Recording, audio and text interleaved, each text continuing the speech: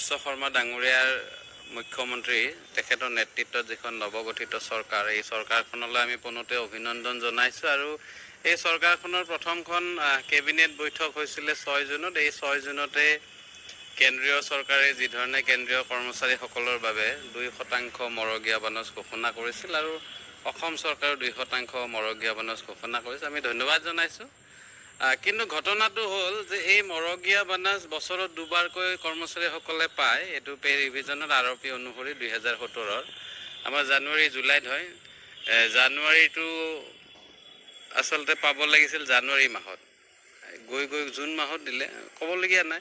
কিন্তু এই যিটো বকেয়া, এই বকেয়াৰ এই নিৰ্দেশনাটোত কোনো ধৰণৰ উল্লেখ নাই। আৰু এই উল্লেখ নথকাৰ কাৰণে সৰ্বস্তৰৰ কৰ্মচাৰী সমাজে এই কথাটোত অকণমান বিশৃংখলতা হৈছে বা সকলোৰে মনত এটা খোকোজা হৈছে যে ঘটনাটো কিয় এনেকুৱা হ'ল। গতিকে আমি সদৌ অসম কৰ্মচাৰী পৰিষদেও বিশ্বাসী যে এনেকুৱা হয়তো ক'ৰবাত কিবা ক্লেৰিকেল এৰৰৰ কাৰণেই হ'ব পাৰে বুলি আমি বিশ্বাসী। এনেকুৱা এখন দক্ষ মাননীয় মুখ্যমন্ত্ৰীৰ নেতৃত্বত নিশ্চিতভাৱে এই ধৰণৰ ভুল এটা হ'ব বুলি আমাৰ বিশ্বাস নহয়। কিন্তু আমি আশাবাদী যে এই যি এৰৰ বা এই যি ভুল হৈছে এই নিৰ্দেশনাটোত, এইটো সংশোধন কৰি অসম চৰকাৰৰ সৰ্বস্তৰৰ কৰ্মচাৰীসকলক 1 জানুৱাৰীৰ পৰা এই ডিয়াৰনেছ এলাউন্সৰ যি ব্যৱস্থা, এই ব্যৱস্থাটো কাৰ্যকৰী কৰিব লাগে। আৰু জানুৱাৰী মাহৰ পৰা মে' মাহলৈকে এই 5 মাহৰ যি বকেয়া, এই বকেয়াটো এটা কিস্তিত আদায় দিব লাগে। কাৰণ কি এই বকেয়াসমূহ বহুত নাপাওঁ। ইয়াৰ আগতো হৈছে যে যোৱা বছৰ যিটো অক্টোবৰ মাহত দিছে যে 3টা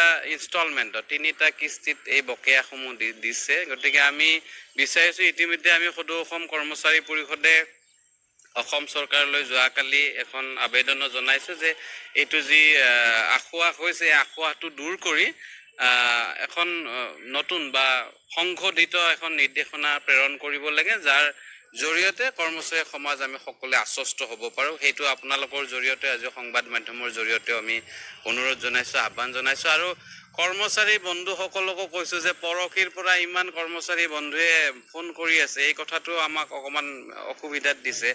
এই ব্যৱস্থাৱলীৰ বিৰুদ্ধে বা সপক্ষে কথা নাই, কাৰণ কিয় চৰকাৰৰ ক'ৰবাত হয়তো এইটো দিয়া নাই, আমি দিয়াৰ কাৰণে দাবী জনাইছোঁ। কিন্তু অনবৰত ফোন কৰি থাকি আমাৰো অশান্তি, আমি সকলোৱে কৰিব লাগিব। আৰু মুকলিভাৱে কৈছোঁ যে যি মৰগীয়া বানচ, এই মৰগীয়া বানচ 1 জানুৱাৰীৰ পৰা কাৰ্যকৰী কৰি এই 5 মাহৰ যি বকেয়া এটা কিস্তিত, ছিংগল কিস্তি এটাত আদায় দিব লাগে। তাৰ বাবে আমি অসম চৰকাৰলৈ অনুৰোধ জনাইছোঁ, আহ্বান জনাইছোঁ, দাবী জনাইছোঁ।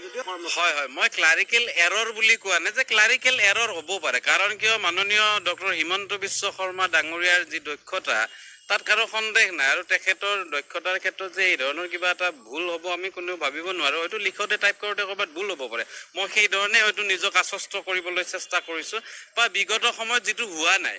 কাৰণ কি দুবাৰকৈ দিয়ে চৰকাৰে কৰ্মচাৰীসকলক, জানুৱাৰীত আৰু জুলাইত। কেতিয়াবা আমাৰ সৰহ সংখ্যকে জানুৱাৰীৰ ডিএটো মানে এপ্ৰিল মাহত দিয়ে, বহাগ মাহত দিয়ে, তেতিয়া হয়তো 2-3 মাহৰ এৰিয়া পায় 2-4 হাজাৰ টকা আমি পাওঁ কাপোৰ কানি কিনিবলৈ, বহাগ বিহুৰ সময়ত সুবিধা হয়।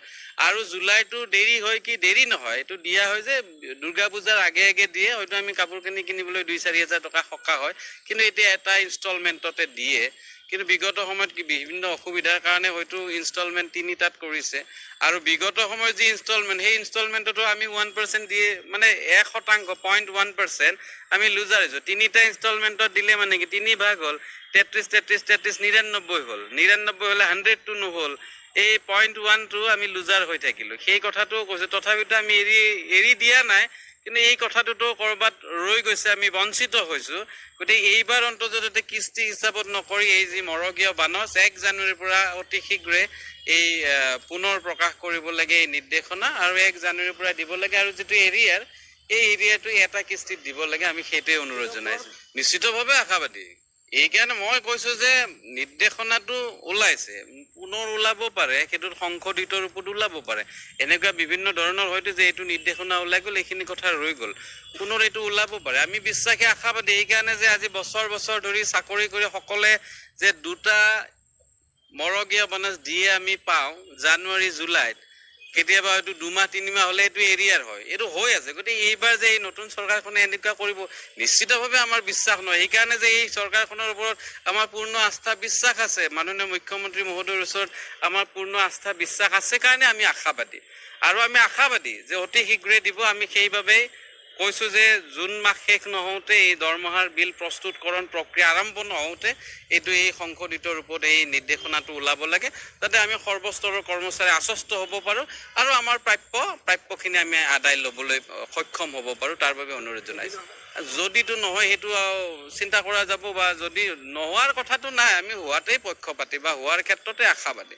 আৰু নহয় যদি আমিতো দাবী জনাবই লাগিব, আমিতো আৰু যুদ্ধ কৰিব নোৱাৰোঁ। আমি কৰ্মচাৰী যিহেতুকে আমি গণ্ডিত থাকি চৰকাৰী নীতিৰ ভিতৰত থাকি আমি দাবী জনাই থাকিম আৰু দাবী জনাব লাগিব, আৰু প্ৰয়োজন সাপেক্ষ সেইটো প্ৰতিবাদ হ'ব। সেইটো সময়ত দেখা যাব। সেইটো আমাৰ এটা বডি আছে, এক্সিকিউটিভ বডি আছে, এক্সিকিউটিভ বডিয়ে যি ধৰণে নিৰ্দেশনা প্ৰেৰণ কৰে, আমিও যিহেতুকে কাৰ্যপাল মানে এক্সিকিউশ্যনহে কৰিব পাৰিম। আমিতো আৰু লিডাৰ নহয়, কৰ্মচাৰী পৰিষদত কোনো লিডাৰ নাই। আমাক 2 বছৰৰ কাৰণে দায়িত্ব দিছে, যি সিদ্ধান্ত দিয়ে এই সিদ্ধান্তখিনি কাৰ্যকৰী কৰাৰ বাবে আমাক বিষয়ববীয়া পাতিছে। আৰু এই আমাৰ জেনেৰেল হাউচ বা কাৰ্যনিৰ্বাহকে অনাগত দিনত এই ক্ষেত্ৰত যদি কিবা নিগেটিভ বিয়োগাত্মক কথা হয়, নিশ্চয় পৰামৰ্শ দিব, আমি সেই ধৰণে অগ্ৰসৰ হ'ম।